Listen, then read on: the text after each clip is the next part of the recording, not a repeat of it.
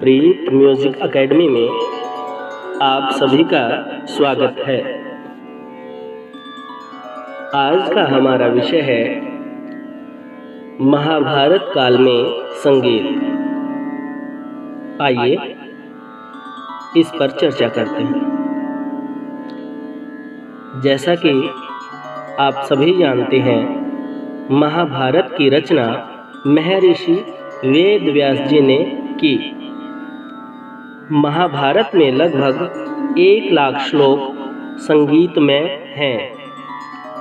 महाभारत काल में संगीत की स्थिति को समझने हेतु संगीत के तीनों तत्व अर्थात गायन, वादन व नृत्य के साथ साथ हमें उस समय के सामाजिक जीवन पर भी दृष्टिपात करना होगा।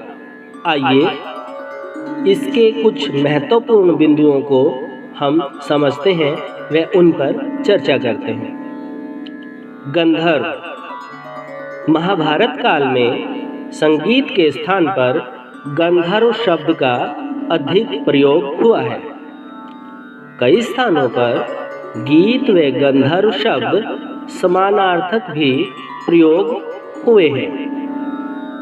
गंधर्व गायन, वादन व नृत्य इन तीनों विधाओं में निपुण होते थे।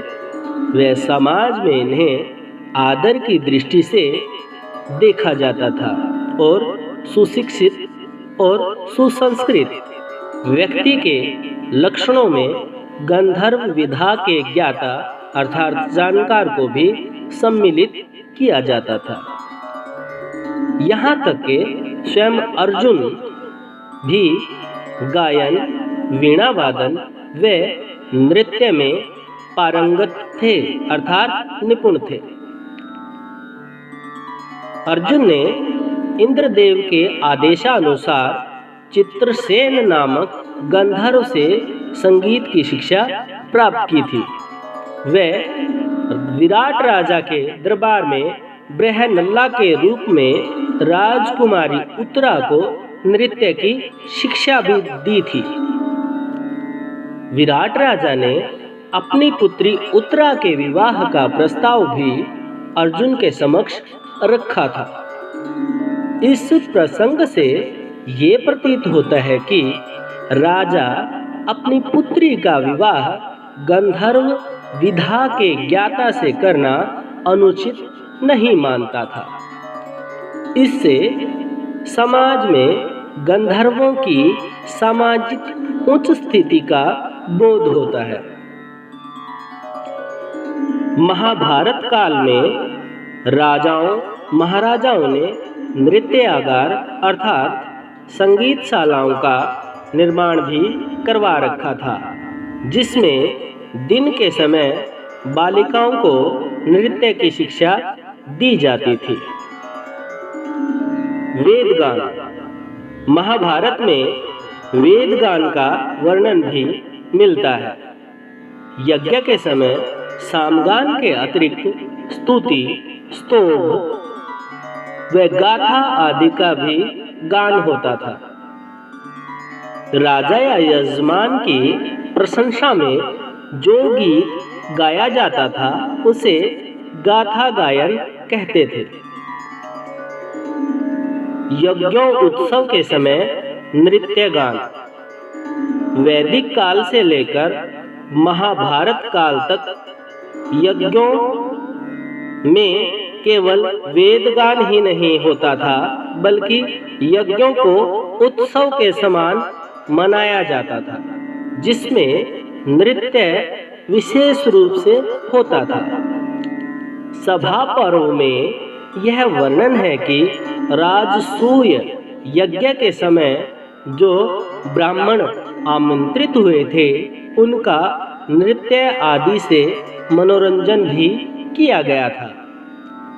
यज्ञ कर्म के समय नारद, तुम्बुरु, विश्वासु आदि गंधर्व जो गाने में कुशल थे और अन्य गंधर्व जो नृत्य में कुशल थे, उन्होंने यज्ञ संपन्न करने वाले ब्राह्मणों का मनोरंजन किया।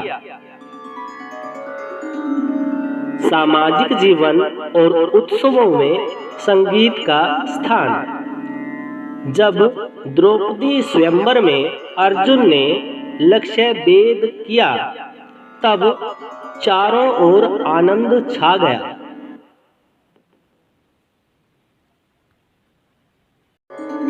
वादकों ने वाद्य बजाए तथा सूत व मागधों ने मधुर स्वर में स्तुति गान किया।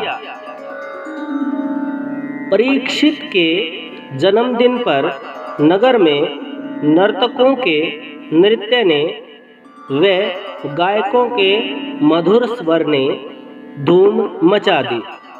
उपरोक्त दोनों प्रसंगों से ये ज्ञात होता है कि संगीत का सामाजिक उत्सवों में विशेष योगदान रहता था। महाभारत काल में संगीत, इस विषय को हम यहीं पर विराम देते हैं।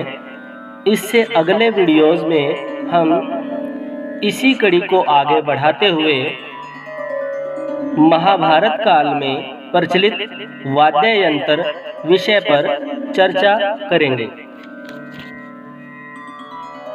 यदि आपके लिए हमारे वीडियोस ज्ञानवर्धक व रुचिकर हैं तो कृपया हमारे चैनल को सब्सक्राइब करें, वीडियो को लाइक व शेयर करें व अपने प्रश्न व सुझाव भी हमें कमेंट बॉक्स में कर सकते हैं। धन्यवाद।